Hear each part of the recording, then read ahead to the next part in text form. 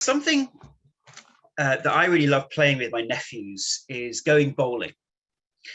And when I go bowling, they think that they're brilliant at bowling. So what will happen is I'll go up, I'll grab the bowling ball, and hey, I can be quite competitive myself, even with my nephews who are only 7 and 10. So I'll throw the bowling ball and try to get a strike or half strike, and it will go off into the gutter. And I think, oh, okay, fair enough. And they will get on and they will put that little, I don't know what you call it, there's a little like the little triangle thing where they put the ball on the top and then roll it down the middle. And then they put those little side skirts up. So in the bowling lane, right, kids put those little side skirts up. Yep.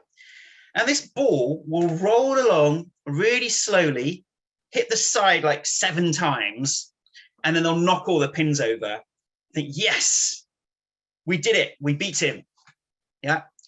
And they genuinely think that they're brilliant at bowling as a result. And the reason I bring this up is it's an analogy which is very relevant to what Lindsay mentioned there, this idea of this sneaky kind of spiritual accelerator, or even if you don't have a spiritual set of beliefs, it's the idea of it's a self-growth accelerator. And the way it's, what on earth is how does it relate to bowling? You imagine you are the bowling ball, and as you're going down the path,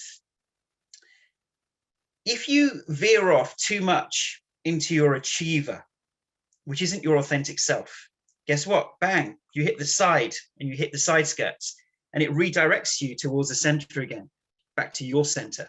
And then you're then rolling along, you hit the side again. Your perfectionist has kicked in and you're going off in a direction that's causing you stress, and it's making you push beyond your limits and not loving yourself. So then you get a course correction and the ball goes down the middle again. Oh, you hit the side again. Your achiever has overtaken you and made you think that your status and how well you're competing against your peers is more important than you're living an authentic life or what you truly want in life. So you get a course correction.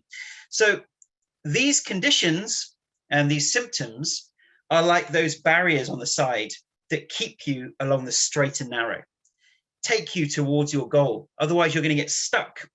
The ball is going to go off into the gutter. And then guess what? You have to play the game again. You have to bowl the ball again. So rather than having to bowl the ball again, and those of you who have a spiritual belief system will know what I mean by that. Instead of having to bowl the ball again, in this lifetime, the side skirts have come up and said, right, if you veer off too much to the side, it might be a little painful to hit the side, but at least it stops you going into the gutter and having to play again. You're getting to go down the center, down the middle. And then you achieve your goal of knocking over the pins, knocking over those old patterns, those old impressions in the mind, and becoming a cleaner and purer filter for the light to enter.